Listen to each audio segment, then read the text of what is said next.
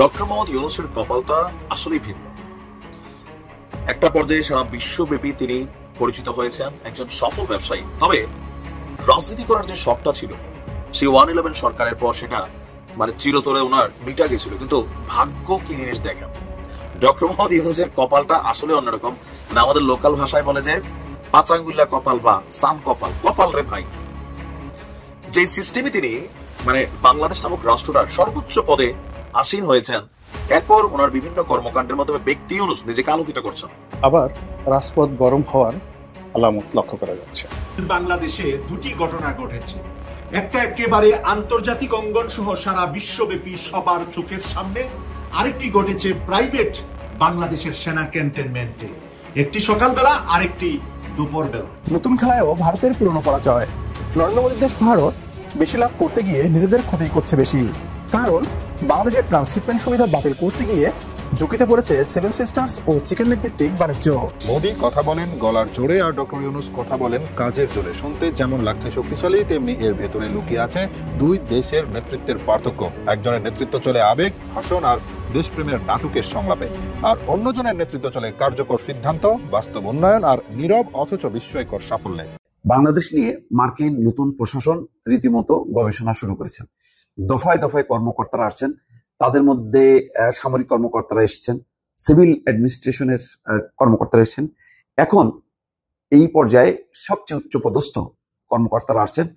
নতুন এই সরকার ক্ষমতা আসার পর এই যাবৎকালের সর্বোচ্চ ক্ষমতা সম্পন্ন দুই প্রতিনিধি দল বাংলাদেশে আসছেন। আসসালামু আলাইকুম দর্শক, নতুন একটা নিউজে আপনাকে স্বাগতম। প্রিয় দর্শক, ডক্টর মোহাম্মদ ইউনূসের ম্যাজিকে বাংলাদেশকে বিপদে ফেলতে গিয়ে উল্টো মহা বিপদে ভারত। যে কোনো মুহূর্তে দেউলিয়া ঘোষণা করা হবে ভারতকে। সেভেন সিস্টার্স নিয়ে এবার দিশেহারা ভারত। এদিকে নির্বাচন পেছানোর আন্দোলন, ডক্টর ইউনূসকে ক্ষমতায় রাখার মাস্টার প্ল্যান, রাজপথ গরমের আলামত। ডক্টর ইউনূসের জন্য বিশাল সুসংবাদ, দেশ জুড়ে একই কর্মসূচি শুরু। ডক্টর মোহাম্মদ ইউনূসকে প্রেসিডেন্ট করার প্রস্তাব সাংবাদিক মাহমুদুর রহমানের। অপরদিকে বাংলাদেশের রাজনীতি নিয়ে ফের তৎপর যুক্তরাষ্ট্র। ট্রাম্প কেন বড় দুই কর্মকর্তাকে বাংলাদেশে পাঠাচ্ছেন? ডক্টর মোহাম্মদ ইউনূসের ম্যাজিকে সেভেন সিস্টার্স নিয়ে ভারতের মহাবিপদ, ডক্টর ইউনূসকে ক্ষমতায় রাখার মাস্টার প্ল্যান, প্রেসিডেন্ট করার প্রস্তাব, রাজপথ গরমের আলামত এবং বাংলাদেশ নিয়ে ফের যুক্তরাষ্ট্রের তৎপর হওয়ার ঘটনা প্রেক্ষাপট নিয়ে করা আমাদের আজকের ভিডিওটি অত্যন্ত গুরুত্বপূর্ণ। ভিডিওটি শুরু থেকে শেষ পর্যন্ত ধৈর্য সহকারে দেখে একটি লাইক দিয়ে সবাইকে শেয়ার করে দিন। আমাদের চ্যানেলে নতুন হলে চ্যানেলটি সাবস্ক্রাইব করে পাশে থাকা বেল আইকনে ক্লিক করে রাখুন। আমাদের ভিডিওটি আপনি বাংলাদেশের কোন জেলায় বসে দেখছেন বা শুনছেন সেটি অবশ্যই কমেন্ট বক্সে কমেন্ট করে জানিয়ে দিতে ভুলবেন না। কয়েকদিন আগেই চীনে গিয়ে ভারতের নিন্দা করে এসেছিলেন বাংলাদেশের অন্তর্বর্তী সরকারের প্রধান উপদেষ্টা মোহাম্মদ ইউনূস। বলেছিলেন ভারতের উত্তর পূর্বের রাজ্যগুলি ল্যান্ডলকড, তাদের সমুদ্রপথের সঙ্গে কোনো যোগাযোগ নেই। এই এলাকার সমুদ্রপথের একমাত্র অভিভাবক আমরাই, অর্থাৎ বাংলাদেশ। ইউনূসের ওই মন্তব্য ভালোভাবে নেয়নি ভারত। অতিলোভে তাঁতি নষ্ট, এই প্রবাদটির সাথে নিশ্চয়ই আপনারা সবাই পরিচিত। ভারতের সাথে এই প্রবাদটি যেন পুরোপুরি মিলে যায়। নতুন খেলায়ও ভারতের পুরনো পরাজয়। নরেন্দ্র মোদীর দেশ ভারত বেশি লাভ করতে গিয়ে নিজেদের ক্ষতি করছে বেশি, কারণ বাংলাদেশের ট্রান্সশিপমেন্ট সুবিধা বাতিল করতে গিয়ে ঝুঁকিতে পড়েছে সেভেন সিস্টার্স ও চিকেন নেক ভিত্তিক বাণিজ্য। বাংলাদেশের অন্তর্বর্তী সরকারের প্রধান উপদেষ্টা ডক্টর মোহাম্মদ ইউনূসও যদি পাল্টা ব্যবস্থা নেয়, তাহলে নামবে বিষাদের ছায়া, আনন্দ পরিণত হবে শোকধ্বনিতে। কারণ বাংলাদেশ হয়ে বড় বাণিজ্য করে এই রাজ্যগুলো, পণ্য পরিবহনে পায় বিশাল সুবিধা। বাংলাদেশ ট্রানজিট বাতিল করলে এসব রাজ্যের বাণিজ্য খরচ বেড়ে যাবে বহুগুণ। সুতরাং বাংলাদেশের ট্রান্সশিপমেন্ট সুবিধা বাতিল ইস্যুতে বাংলাদেশের খুব বেশি ক্ষতি না হলেও দীর্ঘমেয়াদে বিপদে পড়বে ভারত। বিস্তারিত থাকছে আজকের এই ভিডিওতে। তবে তার আগে আসুন দেখে আসি এ নিয়ে কি বলছে পশ্চিমবাংলার মিডিয়া। একেই বলে শাকরার ঠুকঠাক কামারের এক ঘা। কয়েকদিন আগেই চীনে গিয়ে ভারতের নিন্দা করে এসেছিলেন বাংলাদেশের অন্তর্বর্তী সরকারের প্রধান উপদেষ্টা মোহাম্মদ ইউনূস। বলেছিলেন ভারতের উত্তর পূর্বের রাজ্যগুলি ল্যান্ডলকড, তাদের সমুদ্রপথের সঙ্গে কোনো যোগাযোগ নেই। এই এলাকার সমুদ্রপথের একমাত্র অভিভাবক আমরাই, অর্থাৎ বাংলাদেশ। ইউনূসের ওই মন্তব্য ভালোভাবে নেয়নি ভারত। বিদেশমন্ত্রী এস জয়শঙ্করের তীব্র প্রতিবাদের মুখে পড়ে ঢোক গিলতে হয় ইউনূসকে। কিন্তু এবার মোদী সরকার যে সিদ্ধান্ত নিল তাতে বাংলাদেশকে উচিত শিক্ষা দেওয়া হলো বলেই মনে করছে আন্তর্জাতিক সম্পর্ক বিশেষজ্ঞরা। কি সিদ্ধান্ত ভারতের? সহজ করে বললে 8ই এপ্রিলের পর থেকে ভারতের ওপর দিয়ে আর কোনো দেশে পণ্য রপ্তানির জন্য ল্যান্ড কাস্টম স্টেশন বা শুল্ক কেন্দ্র ব্যবহার করতে পারবে না বাংলাদেশ। এতদিন এই সুবিধার মাধ্যমে বাংলাদেশ নিজস্ব পণ্য ভারতে নিয়ে এসে এখানকার বন্দর ব্যবহার করে তৃতীয় দেশে পাঠাতে পারত। এটি দীর্ঘদিন ধরেই চলছিল। বাংলাদেশের সামগ্রী বিশ্বের অন্যান্য দেশে রপ্তানির জন্য এই ট্রান্সশিপমেন্ট সুবিধে প্রত্যাহার করা হলো। এর জন্য কেন্দ্রীয় পরোক্ষ কর ও শুল্ক বোর্ড 2020 সালের জুন মাসের একটি নিয়ম বাতিল করল, যা বাংলাদেশের পণ্য ভিন দেশে রপ্তানির জন্য ভারতীয় বন্দর ও বিমানবন্দরের ল্যান্ড কাস্টম স্টেশন ব্যবহার করতে দিত। এতে ভুটান, নেপাল, মায়ানমারের পণ্য পাঠাতে ভারতের পরিকাঠামোকে ব্যবহার করে এক ছাদের নিচে সব সুযোগ সুবিধা পেত বাংলাদেশের ব্যবসায়ীরা। আজকের পর থেকে তা আর মিলবে না। ফলে বাংলাদেশের ব্যবসায়ীদের এবার থেকে ওই সব দেশে পণ্য পাঠানোর ক্ষেত্রে অনিশ্চয়তা বাড়বে, সময়ও বেশি লাগবে, খরচও বেশি হবে। বাংলাদেশের জন্য কি প্রভাব পড়বে? বাংলাদেশ এখন আর ভারতীয় ভূখণ্ড ব্যবহার করে সহজে নেপাল বা ভুটানে পণ্য পাঠাতে পারবে না। এতে করে বাংলাদেশের রপ্তানি খরচ অনেক বেড়ে যাবে, বিশেষ করে বস্ত্রশিল্প। বাংলাদেশকে সমুদ্রপথ বা আকাশপথে রপ্তানির বিকল্প ভাবতে হবে, যা তুলনামূলকভাবে ব্যয়বহুল। লজিস্টিক সমস্যা ও সময়ে পণ্য পৌঁছতে দেরি, ফলে প্রতিযোগিতায় পিছ হবে। বিদেশ মন্ত্রক জানিয়েছে, ভারতীয় বিমানবন্দর এবং বন্দরগুলির LCS গুলিতে বাংলাদেশে পণ্যবাহী ট্রাক শিপমেন্ট এসে ভিড় জমাত। এতে ভারতীয় ব্যবসায়ীদের অতিরিক্ত সময় ও টাকা খরচ হচ্ছিল। ব্যবসায়ীদের মতে ভারতের এই এক সিদ্ধান্তে বাংলাদেশের পণ্য রপ্তানি ও ব্যবসায় ব্যাপক প্রভাব পড়তে চলেছে, বিশেষত ঢাকার বস্ত্র রপ্তানি এতে প্রত্যক্ষভাবে প্রভাবিত হবে। এতদিন ধরে ট্রান্সশিপমেন্ট সুবিধা ব্যবহার করে ভুটান, নেপাল ও মায়ানমারে প্রচুর পণ্য পাঠাতো বাংলাদেশ, বিশেষত জামাকাপড়। ভারতের মাটি, বায়ুপথ ও বন্দরের LCS ব্যবহার করে অনেক কম খরচ ও কম সময়ে ভিন দেশে পণ্য পাঠাতো বাংলাদেশ। কিন্তু এবার সেই সুযোগ বন্ধ হলো। ভারত ও বাংলাদেশের কিছু গুরুত্বপূর্ণ LCS: বাংলাদেশের বেনাপোল থেকে ভারতের পেট্রাপোল, হিলি থেকে ভারতের হিলি, বুড়িমারি থেকে চ্যাংড়াবান্ধা, আখাউড়া থেকে আগরতলা। কিন্তু সম্প্রতি চীনে গিয়ে নিজের পায়ে নিজেই কুড়োল মেরে এলেন ইউনুস। অনেক বড় বড় কথা বলে এসেছেন। নিজেদের সমুদ্রের অভিভাবক বলে চীনকে বিনিয়োগ করার জন্য আহ্বান জানান। বলেন, বাংলাদেশে আসুন, ব্যবসার জন্য প্রচুর জিনিস বানান, বিক্রির জন্য বাংলাদেশের বাজার উন্মুক্ত করে রেখেছি। চীনের সঙ্গে বাংলাদেশের এই দোস্তি শুরু থেকেই ভারত ভালো চোখে দেখেনি। তারপর যখন শিলিগুড়ির চিকেন স্নেকের কাছে বাংলাদেশের মাটিতে চীনকে বিমান ঘাঁটি তৈরির আহ্বান জানিয়ে বসেন ইউনুস, তখন ভারত আর চুপ করে বসে থাকেনি। ভারতের এই সিদ্ধান্ত বাংলাদেশের রপ্তানিতে কতটা প্রভাব ফেলে সেই উত্তর সময় দেবে। TV9 বাংলা। অর্থনৈতিক বিশেষজ্ঞদের মতে দীর্ঘমেয়াদে ভারতের এই সিদ্ধান্ত তাদের জন্যই বেশি ক্ষতিকর হতে পারে। তাদের রাজস্ব হ্রাস ও আঞ্চলিক ভাবমূর্তি পড়বে ক্ষতির মুখে। ইতিমধ্যেই বাংলাদেশের ব্যবসায়ীরা বিকল্প বের করে ফেলেছেন। সেই সাথে শাহজালাল আন্তর্জাতিক বিমানবন্দরের তৃতীয় টার্মিনাল চালু হলে বাংলাদেশ থেকে কার্গো হ্যান্ডেলিং সক্ষমতা বেড়ে যাবে কয়েক গুণ। এর ফলে বিদেশ নির্ভরতা কমে যাবে। বিশেষজ্ঞরা মনে করেন, ভারতের ট্রান্সশিপমেন্ট সুবিধা প্রত্যাহারের ফলে বাংলাদেশের বাণিজ্যে বড় ধরনের বিঘ্ন ঘটার সম্ভাবনা নেই। তারা মনে করছেন, বাংলাদেশ ট্রান্সশিপমেন্ট সুবিধার উপর খুব বেশি নির্ভর করে না। তবে মাঝে মাঝে ঢাকা বিমানবন্দরের উপর চাপ কমাতে এই সুবিধা ব্যবহার করা হয়। ফলে এই সুবিধা বাতিল বাংলাদেশের বাণিজ্যে উল্লেখযোগ্য ব্যাঘাত ঘটাতে পারবে না। সুতরাং শিয়াল পণ্ডিত ভারত নিজের গলায় ভাঙা হাড়ি বাঁধিয়ে ঘুরছে। তারা বেশি চালাকি করতে গিয়ে বিপদ রাখছে। অনেকেই মনে করছেন, ঢাকাকে চাপে ফেলতেই দিল্লি এই কুটচাল চালছে। তবে তারা কোনো রকম সুবিধা করতে পারছে না, উল্টো নিজেদের কাঁধেই বিপদ ডেকে আনছে। এমনটা যদি আপনিও মনে করেন, তাহলে কমেন্ট বক্সে ইয়েস লিখে জানিয়ে দিন আমাদের। সেই সাথে ভিডিও শেয়ার করে দেখার সুযোগ করে দিন আপনার বন্ধুদের। ডক্টর মোহাম্মদ ইউনুসের কপালটা আসলেই ভিন্ন। একটা পর্যায়ে সারা বিশ্বব্যাপী তিনি পরিচিত হয়েছেন একজন সফল ব্যবসায়ী। তবে রাজনীতি করার যে শখটা ছিল, সেই 111 সরকারের পর সেটা চিরতরে ওনার মিটা গেছিল। কিন্তু ভাগ্য কি জিনিস দেখেন, ডক্টর মোহাম্মদ ইউনুসের কপালটা আসলে অন্যরকম। আমাদের লোকাল ভাষায় বলে যে পাচাঙ্গুল্লা কপাল বা সান কপাল, কপাল রে ভাই। যে সিস্টেমে তিনি বাংলাদেশ নামক রাষ্ট্রটার সর্বোচ্চ পদে আসীন হয়েছেন, এরপর ওনার বিভিন্ন কর্মকাণ্ডের মাধ্যমে ব্যক্তি ইউনুস নিজেকে আলোকিত করছেন। উপদেষ্টা পরিষদ নিয়ে অনেক মন্তব্য আছে, তবে ওনার ব্যক্তি কাজেও দুইটা মন্তব্যের জায়গা সমালোচকরা খুঁজে পায়। এক হচ্ছে, উনি সর্বোচ্চ পদ পাওয়ার পরে ওনার বিরুদ্ধে যে মামলাগুলো ছিল সেগুলো নাই হয়ে গেছে। ইভেন ওনার বিরুদ্ধে যে করের একটা ইস্যু ছিল, 600 কোটি না কত কোটি টাকা, এটাও কিন্তু মাপ পাইছেন। গ্রামীণ ব্যাংকেও লম্বা সময়ের জন্য একটা সুবিধা দেওয়া হয়েছে, এটা নিয়ে সমালোচকরা সমালোচনা করেন। কিন্তু এর বাহিরে বাংলাদেশের বর্তমান যে পরিস্থিতি, সেটাকে পরিবর্তনের জন্য বলেন, বিশ্বব্যাপী এই মুহূর্তে যে কনসার্ন পাচ্ছেন এগুলোর জন্য বলেন, বা আগামী বাংলাদেশে লুটপাট, দুর্নীতি, চাঁদাবাজি এগুলো মুক্ত বাংলাদেশ বলেন, এগুলোর জন্য জনগণের একটা অংশ, সব জনগণ আমরা বলতে পারি না, জনগণের একটা অংশ চাচ্ছে তিনি যেন ক্ষমতায় থাকেন। তো এখন গতকালকে আমি একটা নিউজ দিছিলাম যে মার্চ ফর ডক্টর ইউনুস, অনেকে এটা হালকা নিয়েছিলেন, তাই না? এবার দেখেন নারায়ণগঞ্জে কি ঘটছে। নারায়ণগঞ্জ প্রেস ক্লাব চত্বরে সর্বস্তরের জনগণের অংশগ্রহণে এই কর্মসূচি পালন করে। পত্রিকাতে এই শব্দগুলো একটু কানেক্টেড রাখা দরকার। সর্বস্তরের জনগণ এখানে আসে নাই, যারা ডক্টর মোহাম্মদ ইউনুসকে ক্ষমতা চায় তারাই আসছে। আচ্ছা, রাজধানীর ধনিয়া কলেজের সাবেক শিক্ষার্থী আলিফ দেওয়ানের নেতৃত্বে এই মানববন্ধন তৈরি হয়। সেখানে অনেকেই বক্তব্য দিয়েছেন। তাদের বক্তব্য, ফ্যাসিস্ট শেখ হাসিনার সরকারের সময় কেউ কথা বলতে পারতো না, স্বাধীনভাবে চলতে পারতো না। এখন দেশের মানুষ স্বাধীনভাবে চলতে, কথা বলতে পারছে। আগামী 2-3 বছর এই পরিস্থিতি চলমান থাকলে ভালো একটি পরিস্থিতির মধ্যে আমরা দেশে নির্বাচন করতে পারবো। একদল চাঁদাবাজি অপকর্ম করছে, আবার তারা নির্বাচনও করছে। এই বক্তব্যটা সরাসরি বিএনপি কে টার্গেট করা তারা দিচ্ছে। সরকারের প্রতি তাদের দাবি, যারা মানববন্ধনে আসছে, যে তাদের দাবি, এনসিপির দাবি, বৈষম্য বিরোধীর দাবি, এগুলো এক দাবি, এগুলো এনসিপির বিভিন্ন শাখা প্রশাখা, এটা তো বোঝাই যায় যে বিচার হইতে হবে, তারপর হচ্ছে নিরাপত্তা নিশ্চিত করতে হবে, দলমত নির্বিশেষে ডক্টর ইউনূসকে চাই, এইসব দিলো ভুল। দলমত নির্বিশেষে চায় না। বিএনপি চায় তারেক রহমান ক্ষমতায় আসুক, জামাত চায় জামাতের আমির ক্ষমতায় আসুক, অন্যান্য দলগুলো চায় তাদের নেতারা ক্ষমতায় আসুক। মানে ডক্টর ইউনূসকে যারা ভালোবাসেন বা এনসিপি যারা আছেন নেতা, বিভিন্ন সেক্টরের আমজনতা রূপে হোক, যেই রূপে হোক, মানুষ বোঝে যে ওই সেক্টরে কানেক্টেড তারা। তো তাদের বক্তব্য যে আমরা দলমত নির্বিশেষে ওনাকে চাই এবং সংস্কার বাধ্যতামূলক এটা করতে হবে, দেশ গোছাইতে হবে। 2-3 বছর তিনি ক্ষমতায় থাকুন, সংস্কার শেষে সুষ্ঠু নির্বাচনের মাধ্যমে ক্ষমতা হস্তান্তর করবে। আর বলছেন যে দেশ থেকে ওনার নেওয়ার কিছু নাই, একবার নিছে না তাও না। ওই যে প্রথমে বলছি বিএনপি কিন্তু এই জায়গাগুলোতে কাউন্টার করে যে নেওয়ার কিছু না থাকলে উনি নিজের করটা কেন মাফ করাইলেন, গ্রামীণ ব্যাংকের যে সুবিধাটা দিলেন 2029 পর্যন্ত, এটা কেন দিলেন? ওনারও নেওয়ার কিছু না কিছু আছে।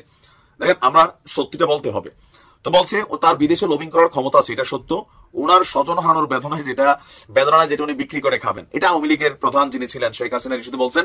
ওনার পরিবারের কোনো ব্যাকগ্রাউন্ড নাই, এটাও সত্য। তিনি নিজের যোগ্যতা এখানে এসেছেন, এটাও সত্য। কারণ কি ডক্টর ইউনূস এই জায়গায় আসবেন কেউ ভাবে নাই। ওনার ব্যক্তি ক্যারিয়ারটা এতটা গ্লোরিফাই যে উনি আসার পরে নিয়ে কেউ দ্বিমত করে নাই। ইউনূস সরকার প্রয়োজনীয় সংস্কার কাজ সম্পন্ন করতে পারলে একটা ভালো বাংলাদেশ গঠন করতে পারবো। সবাই একটা ভালো বাংলাদেশ চাই, যেখানে সান্দাবাজি, লুটপাট, দখলদারিত্ব, থানা পুলিশের চামচামি এগুলা বা প্রশাসনের চামচামি, এগুলোর বাইরে কিন্তু আমরা একটা বাংলাদেশ আসলেই চাই। কিন্তু এটা এত সোজা না। এই যে এনসিপি যে টিমটা তৈরি হয়েছে, তারা কি থানা পুলিশ প্রশাসনের প্রভাবিত করে না? তারাও করে না কে? এই দেশে এগুলা এত সোজা না। বলার জন্য শুনতে সুন্দর লাগে, বাট বাস্তবতা সবসময় ভিন্ন। যাই হোক, কারা কারা মনে করেন ডক্টর মোহাম্মদ ইউনূসকে এরকম চাচ্ছেন, বা এরপর আমরা দেখলাম যে সারা বাংলাদেশ থেকে নারায়ণগঞ্জের মতন ইউনূস সমর্থকরা মার্চ ফর ডক্টর ইউনূস তারা পালন করতে যাচ্ছে। কি হয় জানি না, টেনশনে আছে বিএনপি। বাংলাদেশে 2টি ঘটনা ঘটেছে। একটা একেবারে আন্তর্জাতিক অঙ্গন সহ সারা বিশ্বব্যাপী সবার চোখের সামনে, আরেকটি ঘটেছে প্রাইভেট বাংলাদেশের সেনা ক্যান্টনমেন্টে। একটি সকালবেলা, আরেকটি দুপুরবেলা। 2টি ঘটনা নিয়েই আমি কথা বলবো আজকের এই পর্বে। প্রিয় দর্শক, এই 2টি জায়গার কমান্ডার যিনি ছিলেন, প্রধান কমান্ডার হিসাবে যাকে আমরা সর্বশেষ দেখতে পেয়েছি, তিনি হলেন আমার দেশ পত্রিকার সম্পাদক জনাব মাহমুদুর রহমান। এই বর্ষিয়ান সাংবাদিকই 2টি অনুষ্ঠানের প্রধান ছিলেন।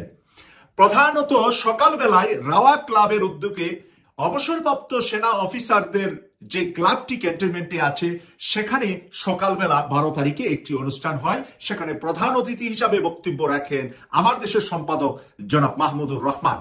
আর রাওয়া ক্লাবের প্রেসিডেন্ট নির্বাচিত হয় আমাদের সাথে মুক্তিযোদ্ধা, আমাদের সাথে স্বৈরাচার শেখ হাসিনার বিরুদ্ধে আন্দোলন সংগ্রামে গত কয়েক বছর যিনি কথা বলছিলেন, আমাদের কেটিভি 24, পূর্বে নাম আমাদের UK Kasba TV, face the people এবং সকল মিডিয়াতে যিনি সোচ্চার ছিলেন, তিনি হলেন কর্নেল অবসরপ্রাপ্ত আব্দুল হক।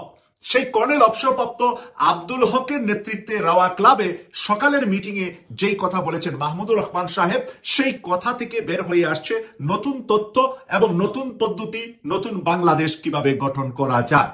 নতুন বাংলাদেশ গঠনের মধ্যে উনি প্রস্তাব রেখেছেন ডক্টর মোহাম্মদ ইউনূস স্যারকে ইঙ্গিত করে যে আগামী সংসদ নির্বাচনের সাথে প্রেসিডেন্ট নির্বাচন সহ হবে।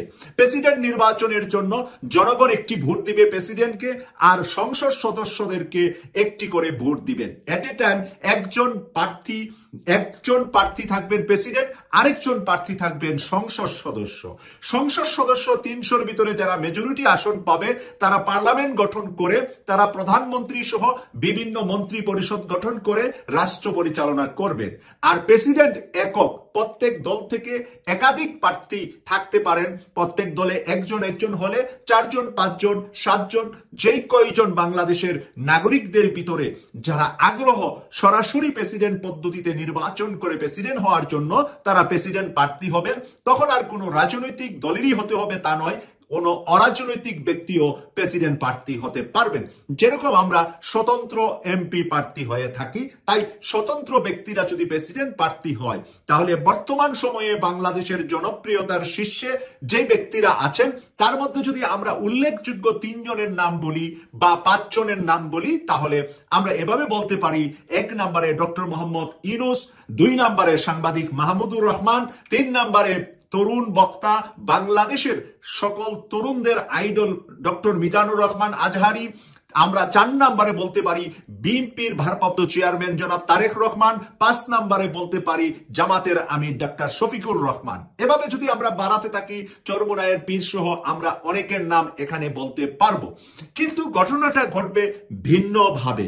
এই 5 থেকে 7-এর ভিতরে একটি নাম চলে আসবে সকলের সমর্থন, একটি নামের বিপরীতে শুধুমাত্র তারেক রহমানের নামটাই হয়তোবা থাকবে বিএনপির পক্ষ থেকে, বা বিএনপি অন্য কাউকে প্রেসিডেন্ট প্রার্থী দিবেন। সেটা ছাড়া আর যারা আছেন এখানে প্রার্থী হিসাবে আমি যাদেরকে উল্লেখ করলাম, ডক্টর মিজানুর রহমান আজহারি, ডক্টর শফিকুর রহমান, আমার দেশ পত্রিকার সম্পাদক মাহমুদুর রহমান, এই সবাই কিন্তু ডক্টর ইউনূস স্যারকে সমর্থন দিয়ে বসে যাবেন এবং তারা কিন্তু প্রার্থী হবেন না। তারা হয়তোবা সংসদে যাবেন, সংসদে গিয়ে ওই সংসদের পক্ষ থেকে ডক্টর মোহাম্মদ ইউনূসকে সহযোগিতা করবেন। তারা সকলেই হয়তোবা মন্ত্রী হবেন সরকারি দলে গেলে, বিরোধী দলে গেলেও তারা বিরোধী হিসাবে জোরালো ভূমিকা পালন করবে। ডক্টর মাহমুদুর রহমান স্যারের নাম কিন্তু আমরা এর আগে বলে আসছিলাম যে এনসিপি নতুন দলটি জন্ম নিয়েছে, এই এনসিপির মাথা বা এনসিপির মাথার উপরে যে একজন শীর্ষ ব্যক্তি থাকা দরকার সেটা কিন্তু আমার দেশের সম্পাদক মাহমুদুর রহমানের নাম আপনাদেরকে আমরা আগেই বলেছিলাম। এখনো এটা কোনো প্রকাশ্যে এই নাম নয়, কিন্তু এই ছাত্রদের নাহিদদের কেউ না কেউ তো গার্জিয়ান আছেন, এই গার্জিয়ানের দায়িত্বটা কিন্তু আছে সাংবাদিক মাহমুদুর রহমান স্যারের উপরে, এবং তার সাথে আরো কিছু আন্তর্জাতিক অঙ্গনে মিডিয়া ব্যক্তিত্ব, ডাক্তার পিনাকি ভট্টাচার্য, সাংবাদিক ইলিয়াস হোসেন, ডক্টর কনক সারোয়ার সহ আমরা যারা চেঁচামেচি করি, আপনারা যারা আমাদের চেঁচামেচি শুনেন, আমাদের কমেন্টস বক্সে আমাদেরকে সাহস দেন, ভালোবাসা দেন, আমাদেরকে লাইক দেন, লাভ দেন, তারা ও কিন্তু এই কাতারে চলে আসবেন। বাংলাদেশ নিয়ে মার্কিন নতুন প্রশাসন রীতিমতো গবেষণা শুরু করেছেন। দফায় দফায় কর্মকর্তারা আসছেন, তাদের মধ্যে সামরিক কর্মকর্তারা এসেছেন, সিভিল অ্যাডমিনিস্ট্রেশনের কর্মকর্তারা এসেছেন। এখন এই পর্যায়ে সবচেয়ে উচ্চপদস্থ কর্মকর্তারা আসছেন। নতুন এই সরকার ক্ষমতা আসার পর এই যাবৎকালের সর্বোচ্চ ক্ষমতা সম্পন্ন 2 প্রতিনিধি দল বাংলাদেশে আসছেন। মার্কিন তারা হচ্ছেন যুক্তরাষ্ট্রের দক্ষিণ ও মধ্য এশিয়া বিষয়ক উপ সহকারী পররাষ্ট্রমন্ত্রী নিকোল চুলিক এবং যুক্তরাষ্ট্রের পূর্ব এশিয়া এবং প্রশান্ত মহাসাগরীয় অঞ্চল বিষয়ক উপ সহকারী পররাষ্ট্রমন্ত্রী অ্যান্ড্রু হেরাপ। দর্শক বুঝতেই পারছেন উচ্চ ক্ষমতা সম্পন্ন, এবং এখানে বলা হচ্ছে যে আলোচনায় তারা যেটা আলোচনা করবেন গণতান্ত্রিক উত্তরণ গুরুত্ব পাবে, শুল্ক এবং মিয়ানমার পরিস্থিতি, 3টা জিনিসই অত্যন্ত গুরুত্বপূর্ণ। গণতান্ত্রিক উত্তরণ অর্থাৎ এখন যে পর্যায়ে আছে এটা হচ্ছে একটা ইন্টারিম ব্যবস্থার কোনার মধ্যে আছে। সংবিধান বলতে গেলে স্থগিত রেখে অথবা সংবিধানের মধ্যে একটা অন্তর্বর্তীকালীন ব্যবস্থা হিসেবে এই সরকার আছে, যেটা পরবর্তী সময় নির্বাচনের মধ্যে দিয়ে একটা রেগুলার সরকার সামনে আসবে। যুক্তরাষ্ট্র হয়তো জানতে চাচ্ছে যে তোমাদের রেগুলার সরকার কবে আসবে, তো এটা গুরুত্বপূর্ণ। তার মানে 1 নম্বর এজেন্ডা হচ্ছে গণতান্ত্রিক উত্তরণ। গণতান্ত্রিক উত্তরণ মানে বাংলাদেশে এখন কি, সেটা হচ্ছে সাধারণ নির্বাচন, এবং সেই নির্বাচনে কারা অংশ নেবে কারা অংশ নেবে না, অথবা বলা যায় যে গত 3টি নির্বাচন যে একটি জালিয়াতির এবং ভেজাল নির্বাচন ছিল, এবার জন্য নির্বাচনটা সঠিক সুন্দর হয়, ভালো হয়, অংশগ্রহণমূলক হয়, এই বিষয়টি তারা জানতে চাইবেন। দ্বিতীয় যে বিষয়টি শুল্ক, ইতিমধ্যে 37% শুল্ক আরোপ হয়েছে, 90 দিনের জন্য স্থগিত করেছে, এবং ডক্টর মোহাম্মদ ইউনূস কিন্তু ওই 3 মাস সময় চেয়েছিল, 90 দিন যে স্থগিত করা হোক, তারপর আলাপ আলোচনার মধ্য দিয়ে মার্কিন পণ্যে বাংলাদেশ ছাড় দিতে চায়, তার প্রেক্ষিতে যাতে শুল্ক হারটা কমিয়ে আনা হয়, অর্থাৎ পুরো অ্যাডজাস্টমেন্টের জন্য তিনি 90 দিন সময় চেয়েছিলেন। ঘটনাক্রমে সেই 90 দিন শুধু বাংলাদেশ না, সারা বিশ্বের জন্য স্থগিত করা হয়েছে, এক্সেপ্ট চীনের সাথে সেই শুল্ক যুদ্ধ চলছেই। এটা কবে কিভাবে থামবে এটা এখনই বলা যাচ্ছে না। আরেকটি হচ্ছে মিয়ানমার পরিস্থিতি। এটাই হচ্ছে বর্তমানে খুবই গুরুত্বপূর্ণ বিষয়, যে মিয়ানমার পরিস্থিতি শান্ত করতে চায় এবং একটি অবস্থান নিতে চায়, করিডোর হিসেবে বাংলাদেশকে ব্যবহার করতে চায় জাতিসংঘ এবং একই সঙ্গে মার্কিন যুক্তরাষ্ট্র। এখন কিভাবে ব্যবহার করতে চায়, কি লক্ষ্য, বিষয়টা পরিষ্কার না। এটি নিয়ে একটি উত্তেজনা আছে। সবচেয়ে বড় কথা হলো বাংলাদেশের প্রশাসন তারা যাতে চীনমুখী না হয়, বিশেষ করে চীন সফরের পর এবং তার আগে মার্কিন যুক্তরাষ্ট্রের সামরিক কমান্ডাররা এসছেন, কথা বলেছেন। তারা বুঝতে চাচ্ছে যে চীনের সাথে যাতে এমন কোনো গভীর কোনো সম্পর্ক, বিশেষ করে সামরিক কৌশলগত সম্পর্কে যাতে বাংলাদেশ যুক্ত না হয়, যাতে মার্কিন এই অঞ্চলে যে মার্কিন স্বার্থ, মার্কিন যে তাদের নিজস্ব যে পরিকল্পনা, সেটা যাতে ভেস্তে না যায়। এদিকে হঠাৎ বিসিবিতে দুদকের অভিযান। দুর্নীতি দমন কমিশন দুদকের একটি ইউনিট আজ মঙ্গলবার হঠাৎই বাংলাদেশ ক্রিকেট বোর্ড বিসিবিতে অভিযান চালিয়েছে। বাংলাদেশ প্রিমিয়ার লিগ বিপিএল এর টিকিট বিক্রিতে অনিয়ম ও দুর্নীতি সহ বিভিন্ন অভিযোগে এই অভিযান পরিচালনা করছে দুদক। আজ দুদকের ঢাকা কার্যালয় থেকে একটি বিশেষ টিম চলে যায় বিসিবিতে। এরপর বিসিবিতে তারা শুরু করেছেন এই অনুসন্ধান। জানা গেছে মূলত পুরনো নথিপত্র খতিয়ে দেখতেই এই অভিযান চলছে। বিষয়টি জানিয়েছেন সংস্থাটির জনসংযোগ কর্মকর্তা আক্তারুল ইসলাম। কালোবাজারির মাধ্যমে টিকিট বিক্রির অভিযোগ আছে নিরাপত্তা কর্মী সহ সংশ্লিষ্ট বিভাগের বিরুদ্ধে বলে জানিয়েছেন দুদক। এর আগে এবারের বিপিএল এর টিকিট বিক্রি থেকে সব মিলিয়ে 13 কোটি টাকা আয় করেছে বিসিবি। এছাড়া সাবেক বোর্ড সভাপতি নাজমুল হাসান পাপনের নামে তদন্তে নেমেছিল দুদক। হুন্ডির মাধ্যমে বিদেশে অর্থ পাচার এবং ক্রিকেট বোর্ডে বিভিন্ন অনিয়ম ও দুর্নীতির মাধ্যমে বিপুল অর্থ সম্পদ অর্জনের অভিযোগ ছিল পাপনের বিরুদ্ধে।